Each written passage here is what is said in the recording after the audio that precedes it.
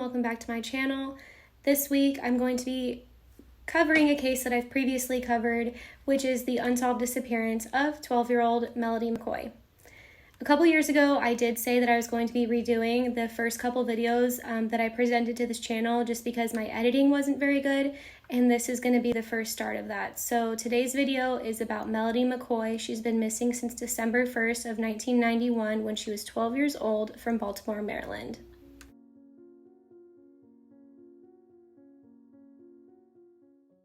On a cold December night in Baltimore, 12-year-old Melody McKoy disappears from a friend's house and hasn't been seen or heard from since.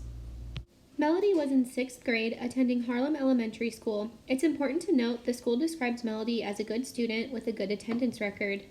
But when Melody fails to arrive at school Monday, December 1st, 1991, her mother begins to question Melody's whereabouts. It is noticed she is missing early that morning, and by noon, authorities are involved. Melody's mom initially thought she was over at her aunt's house nearby, and Melody would often go there. However, investigators soon discover Melody was last seen at a boy's house, unnamed to this day, but he lived at the Lexington Terraces. The now demolished high-rise apartment complex was located in the 300 block of Fremont Ave. It was known for having high rates of crime and impoverished living conditions. According to sources, Melody had been visiting the friend, last being seen around 7 p.m., and she leaves behind her bicycle with a flat tire and her jacket. What's interesting about this case is that Melody was last seen wearing her friend's blue puffy coat, and it was believed that Melody walked out of the apartment that night and was never seen or heard from again. Now, there were and still are no leads in Melody's case. The neighborhood she was last seen in remains in a semi-rundown condition to this day, and it's unlikely this case will develop further without the help of someone that knew Melody back then, or someone who went to school with her or lived in her neighborhood. Throughout the years, people in the area would come and go, but Melody's case never really came up again, and the case today remains extremely cold.